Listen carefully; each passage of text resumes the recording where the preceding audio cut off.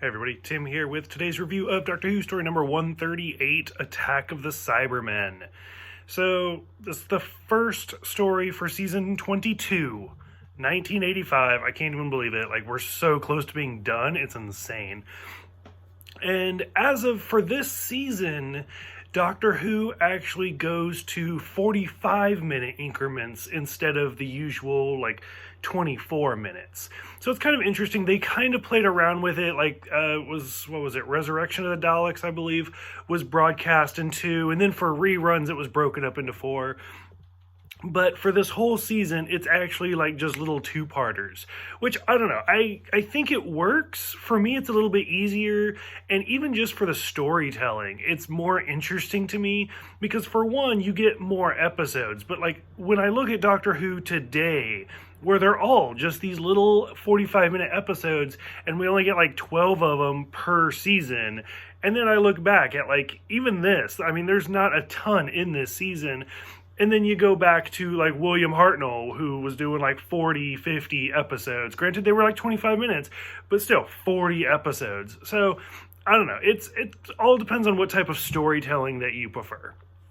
For this one, like I said, it's only 2 episodes. It's okay. It's not great. I'm really enjoying the Sixth Doctor. I think Baker's kind of a funny, quirky, interesting type of character. He's annoying and he's mean, but I can't take him seriously at the same time. I just think of him as this eccentric, crazy old man more than I think of him as being purposely rude. Perry, I hate. I find her extremely annoying.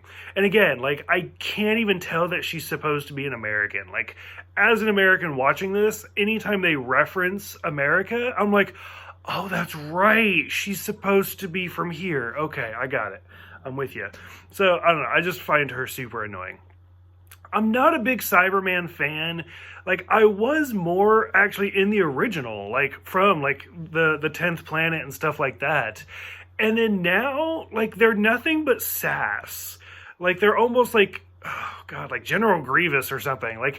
They're so angry and they yell and they do all sorts of stuff.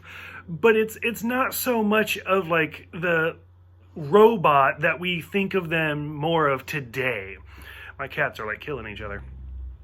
But overall, for this one, I thought it was interesting when they get to the dump in the first part of the episode. And he's like, this looks familiar. It's a reference to the very first storyline, so I liked that. They actually do the chameleon circuit for this one, and they try to get it working. And I could be wrong, but I'm pretty sure this is the first time we've actually seen the Doctor's TARDIS change. So, I mean, we've seen the monks change and we've seen the masters change. I don't think we've actually seen the Doctor's TARDIS change before. So I thought that was kind of interesting. I love how Perry, and so the other thing, a lot of people have commented how they don't like the Sixth Doctor because he's so mean to Perry, which, honestly, I absolutely, I've already complained about the Fifth Doctor, so I'm putting that one aside. Look at the Third Doctor. I hated the Third Doctor because he was so mean to, Joe Grant, and he was so mean to the companion before that, and it's just, I was Liz Shaw. He was so mean, and then when I see, the Sixth Doctor talking to Perry, for one, Perry's annoying to begin with, so already, I'm like, dude, have a short fuse. I'm with you. But, I don't know, and they purposely keep saying over and over and over again, this regeneration was rough, and he's kind of scattered, and he can't think of anything.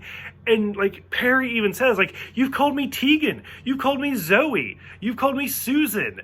One time you even called me Jamie. I didn't mean to, but I totally got, that's not my name going on. So, I loved how they name drop Jamie. Anytime they name drop Jamie, I love it. So I was like, okay, so this Doctor's a little bit more scattered, so it kind of makes sense where he's just that's not right, but you're kind of right. And again, that's also some personality traits we had with the Fourth Doctor. So far, I don't have really any problems with the Sixth Doctor. I'm kind of enjoying him. So we see the Cybermen, don't really care. Leighton, I think was his name, is in this one. No memory. Had to look it up. He was in Resurrection of the Daleks. have zero memory of that entire story, other than I think that's the one where Tegan laughs. So I was like, bye. So this story tries to like fix, like, is Talos the Cyberman homeworld, or is it Mando's? And I mean, they try to fix it a little bit. It's kind of funny. I loved how they actually say, like, so the planet Mando's is going to show up at Earth 1986, which is going to be the next year. And so, like, when 60, what, that episode came out in like 66, and so I'm sure in 66 they were like, 20 years from now, who cares? And now this story came out in 1985, and they're like, next year we're supposed to like discover Mando's, so we're gonna have to fix some things. So Doctor Who is actually catching up with the future. I find that incredibly amazing. I loved it. The Cryons were kind of interesting. I like their makeup, but I didn't find them like anything to write home about. They just kind of look plasticky. I actually loved where he opens the Cyberman's head and is like messing with it. Stuff like that was interesting. But overall, it kind of is, this whole story was made to kind of fix, like, it's almost a sequel to the 10th Planet. It's kind of made to fix, like, the whole where are they from question, stuff like that. I didn't hate it, but I didn't love it. Any Cybermen story is a little slow for me.